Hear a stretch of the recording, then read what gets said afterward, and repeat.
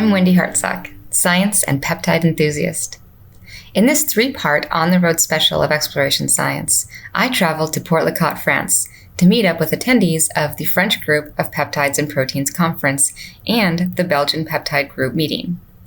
This joint meeting of the two groups featured exceptional lectures from leaders in the field, as well as exciting lectures from students and postdocs. In addition to attending the talks, I had the opportunity to sit down with Professor Gilles Subra and learn about his diverse research program at the University of Montpellier. I was looking through your publications, of course, and I see that you have a very diverse area of research. I mean, it's from hydrogels to synthetic methodology. Could you maybe just give like a brief overview of the research in your lab? Oh, yeah. So I do my research in Montpellier, in the south of France, in the Institute of Biomolecule, which was founded by Jean Martinez, so a famous man in peptide, a big man in peptide. And so I begin my career, scientific career in this environment. So I was, let's say, bathed in a peptide pool from my birth in the science.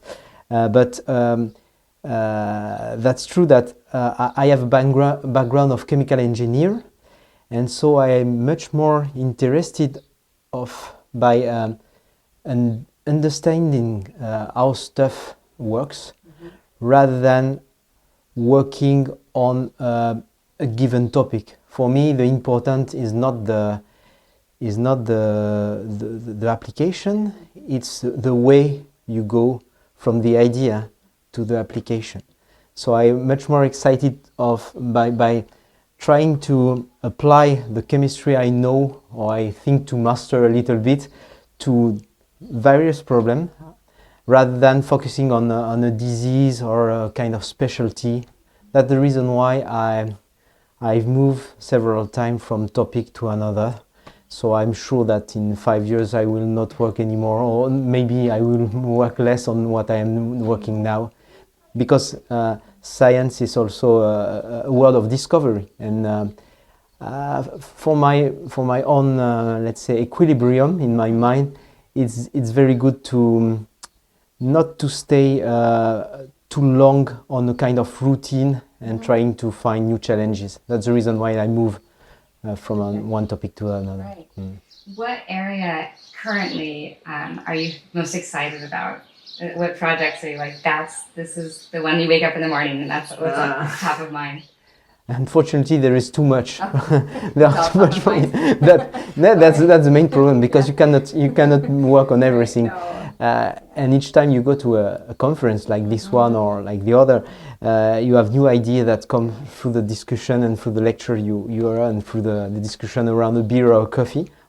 And so, but at the moment, I say I'm quite still excited by the fact that you can use biomolecules as building block to make bigger stuff like material. So it's not something very new, but in the way I think about that, it's using the structural feature of peptides and the ability to self-recognize themselves, for example, to make big assembly, and to try to also by the chemistry to click them and to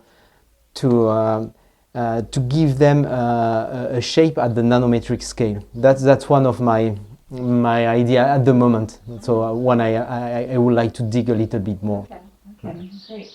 All right, so when I was looking through the publications, there was a new word for me that I came across, and it was mechanochemistry, and it really shouldn't have been a new word, because I'm sure at some point in my life I've learned about mechanochemistry, but I saw it and I was like, because I saw your paper on ball milling, using that for solid phase peptide synthesis. So then I did a little digging and I was like, okay, mechanochemistry. Can you talk a little bit, like explain the process? And yeah. First of all, I have to say that I contribute to this work, but because I worked with the team of Frédéric Lamati, who is also in the Institute of Biomolecule.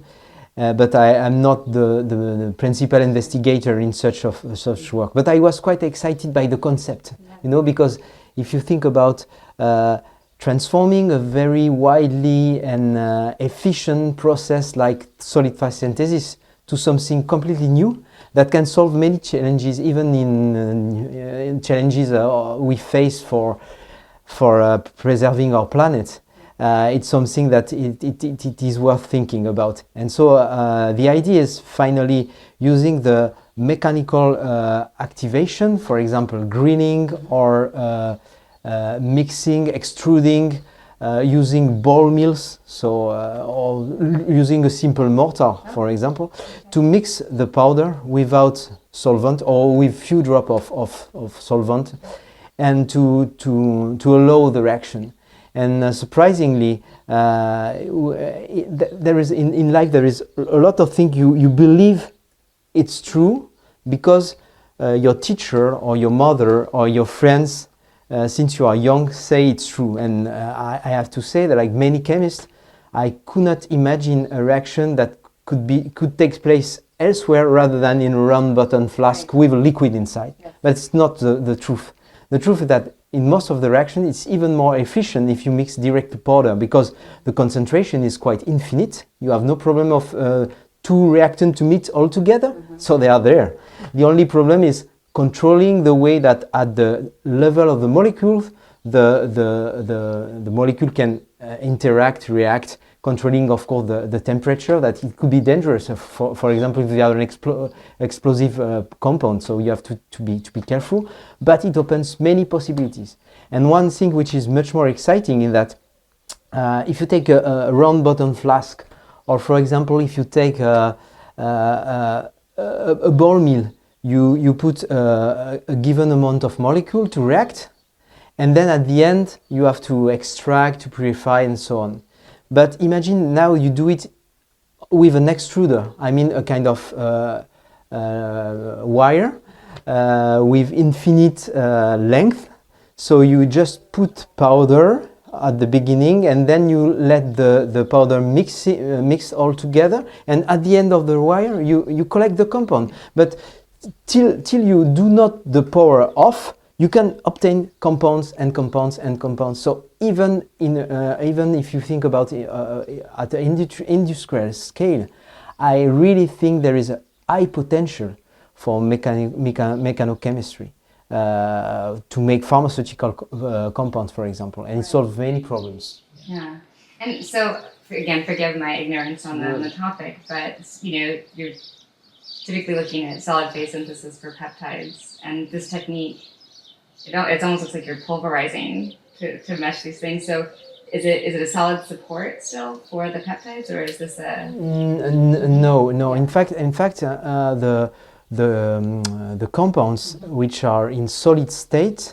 are not linked to a polymer. They are basically amino acid. So you can either use pre-activated amino acid, for example, with hydroxysuccinimide esters, and you mix it with amino acids which are amino protected and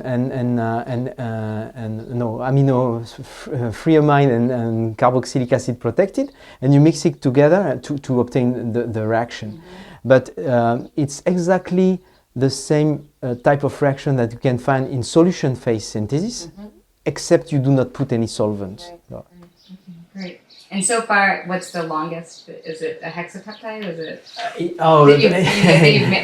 you've done so far? Yeah, it's a team of once more. It's a team of Frédéric who are developing that very, very strongly with numerous also let's say collaboration with companies, and in fact. It's kind of also it's kind of contest. So they try to have the biggest as possible, but the challenges is not directly related to how long you can do stepwise. The challenge is, in my opinion, maybe Frédéric will not be agree with that. But I think the main challenge is to mix fragments, because the coupling of fragments in peptide synthesis is quite tricky. That's the reason why, one of the reasons why native ligation was invented, because you can work on unprotected fragment. But if you stay on basic fragment coupling, you work with fully protected fragments, and so they are not so soluble. Right. So if you think about using mechanochemistry, it alleviates such kind of problem, because there is no more question of solubility. There is no solvent. So I think there is some nice stuff to do by trying to couple fragment using mechanochemistry. Even if you produce the fragment in another way, maybe it would be interesting just to gather the powder and to try to mix it in an extrusion apparatus or whatever. You would still be saving on solvent and all of that. So, okay. All right. I'm off mechanochemistry. I said it was so interesting to me, and I love anything solvent-free or low solvent. So going back to hydrogels and other work that you're doing in your lab, you don't just work with peptides, you also work with polysaccharides. So can you talk a little bit, just maybe in general, about the different areas of hydrogels? Like, we talked a little bit about those nanostructures, but... Okay, we come quite lately, let's say since 4 or 5 years on hydrogel. But maybe I have to tell you the story of what begins in the mind in my mind and mind of collaborator. Why making materials with as you said, oligosaccharide or peptide or whatever other molecules. In fact, we merge two kind of know-how, of knowledge. The knowledge of making biomolecule or modifying biomolecule, making bioconjugate, with the knowledge of having inorganic polymerization method. So in a way that we develop a method which is called sol-gel polymerization. In fact, it's based on silicon, on alkoxysilane, that can react all together to give silicon-oxygen-silicon bonds. And this kind of reaction was mainly used since years by inorganic chemists for the people who are specialists of silica, for example. So and one day we had the idea, and in fact it is initiated by Jean Martinez, the founder of IBMM, who attended a conference about silicon.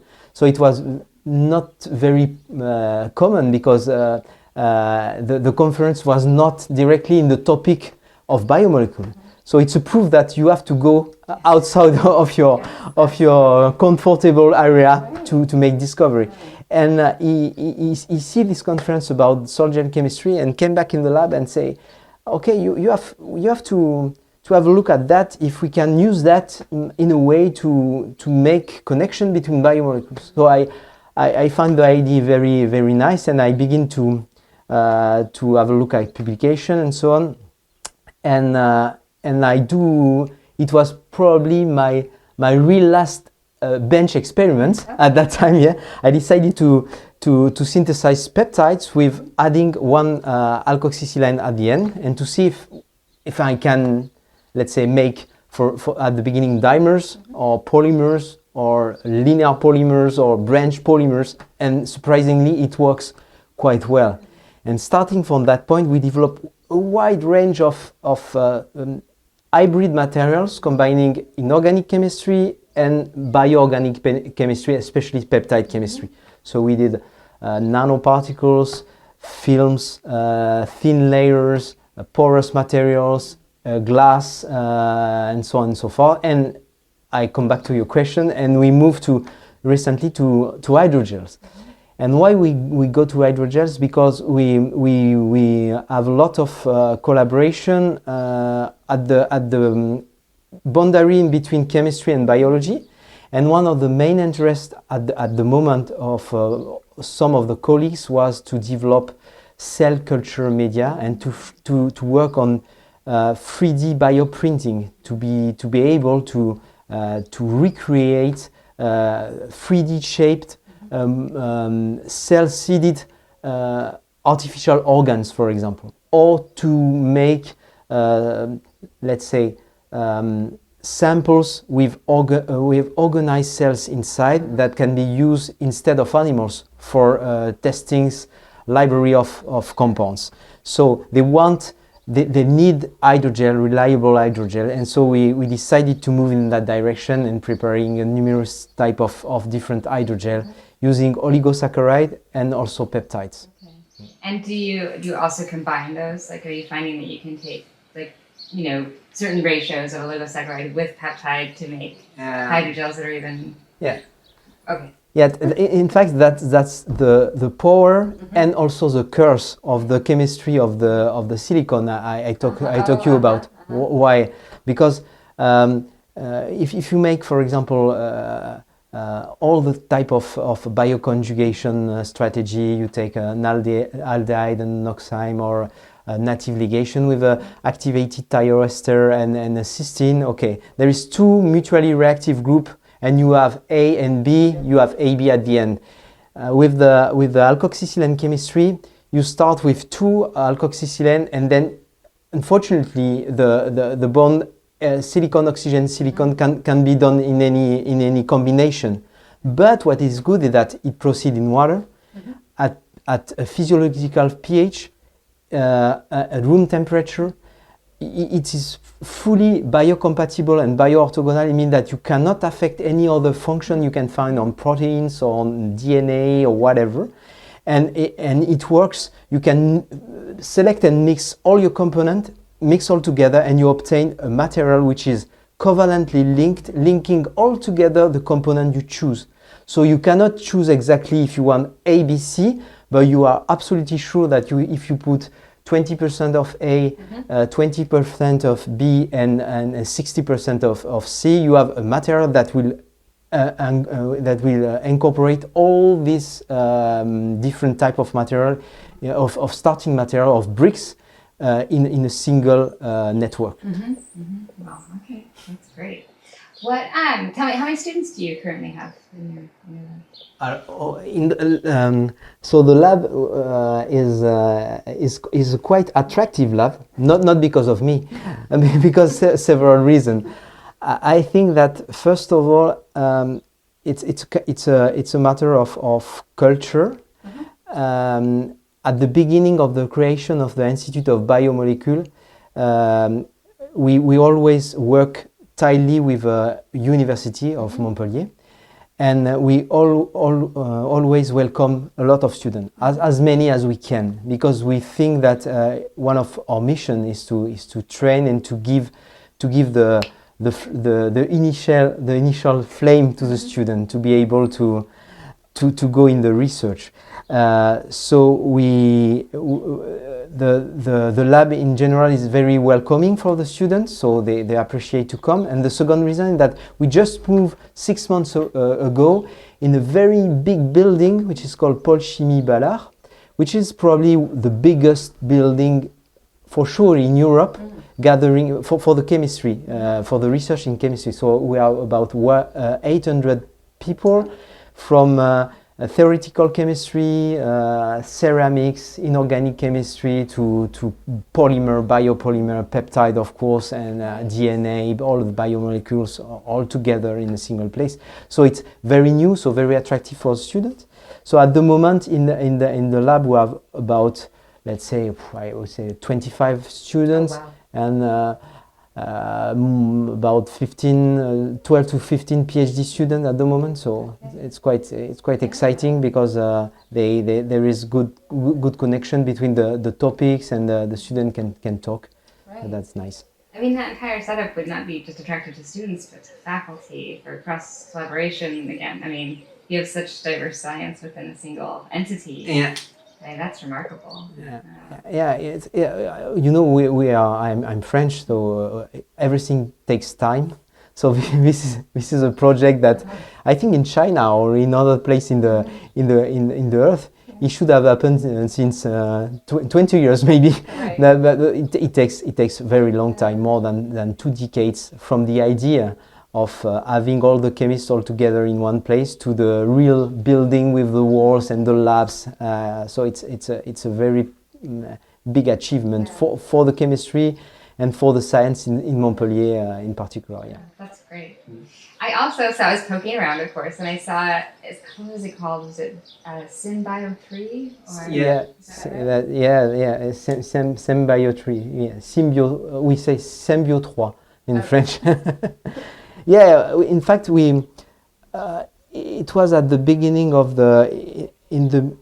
at the end of the 90s, where the combinatorial chemistry was a key player in the chemical sciences. Solve everything, right? Yeah, we decided to build a facility to make libraries. So it was my first love in science. It was about developing method for combinatorial chemistry and making library of bioactive compounds at that time. And we decided to gather apparatus into a platform, but not only for us, but also to open the platform for collaborators, first to our colleagues from the public, but also from companies that want to be either trained or use apparatus or make their own first libraries. And then we move to peptide synthesizer, automated purification, and also analysis. And now we have two labs. One it is only for polymers, and is operated by a team of specialists in polymers, of course, and especially degradable polymer. And the other one is for small molecule and peptide. So. Yeah, that's great. That's really fantastic. All right, a couple more questions. FMOC or BOC? It's a running question. You ask the same to any to all You're the. the first. You're the first. I was looking at the publication and I was like, No, the BOC guy. no, it's okay. It's like you said, red wine or let's say whiskey. I would say both, but it depends. It depends on the circumstances. I will say that the smoke is a red wine of the peptide chemist, so you have to use it. So if you are French, you have to drink sometimes some glass of wine, especially if the meal is good. So if you want to do a peptide, for the moment, smoke is the routine, and you have to use it. But of course, in some case, Bock is absolutely. You cannot avoid protecting group on the side chain, but also if you want to develop maybe small peptide, Bock is convenient. You can remove it there like that. There is no side product, so everything can be removed. If you put under vacuum, everything there. You just have to be careful about the scavenging the terbutyl cation, because of some side reaction that can occur. But after that, I would say that Bock is of great help in some case. Yeah. Especially for shorter peptide, or if you have to do peptide in solution phase. Yeah, I've had friends who they came out of BOC and they transitioned to an area where they're like, I have to do FMOC now. Like that's and I grew up on FMOC, so I'm like, FMOC's great. But I understand what you're saying, and then of course there's so many challenges, even with like the greening of peptide science. Yeah. So can you really keep using FMOC long term? So okay, so we're at the GFPP, which is actually this year you did it with the Belgian group as well. That's true. And so partly was why I got to come, because it's in English. So I was like, I can understand everything. When you were watching all of these lectures, what did you think was some of the most exciting work that's going to be coming in the next few years? I'm sure that I will be wrong, and if you look back, and my interview in 5 years, you will say, okay, it was crazy. First of all, I have to say that this meeting is always fantastic. I have to congratulate the organizer this year, in particular the friends from Belgium as well. Yeah, it's quite a singular community, the peptide chemists, not the let's say the peptide group, because what is exciting that you can mix pharmacologists, toxicologists, chemists, people who do modeling, computational studies, people who do materials. So they are all gathered and linked by their love for the peptide, and so it's very diverse. And so it's always a great pleasure to be at such kind of conferences. But if I have to say what kind of prediction should I make, maybe I am a little bit biased because of my current topic, working with cells and implantable stuff and regenerative medicine. But I have the feeling that we are at the moment where the industry and the industry of healthcare is now realizing that they can cure people with bigger stuff. Not only small molecule, they will not disappear at all, but okay, now it's possible to cure not only with antibodies, but with proteins, but also with cells, with vesicles, extracellular vesicles, and with viruses, with a lot of different things. And I think the power we have and the potential we have in the peptide chemist community, the fact that we know very well the chemistry of the protein, and protein is everywhere. Yeah. So I think that we will be useful for the next generation of drugs that will mix biologically produced stuff like cells, and mixing conjugation modification on living organism. So I think that the next step will be to make chemistry on the surface of the cells, or using the cell to hacking the cell to make the stuff you want by introducing a natural modification and so on. There is very, very nice and exciting result in chemical biology, and I think that it will become one of the tools of the future medicinal chemist in the future. And I think that peptide chemists, once more, have a very important role to play. Oh, that's great. Well, thank you. Is there anything that you want to add? Something I didn't ask maybe that you were like, but there's this great thing?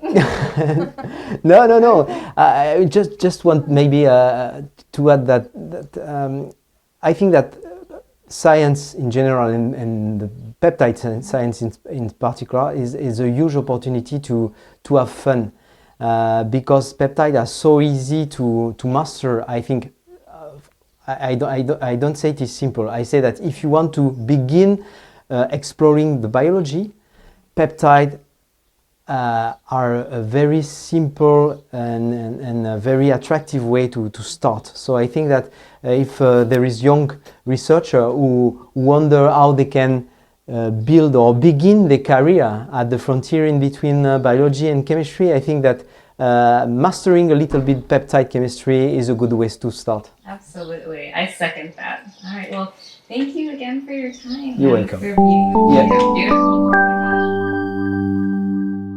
Thank you for tuning in to this special episode of Exploration Science. Stay tuned for parts 2 and 3.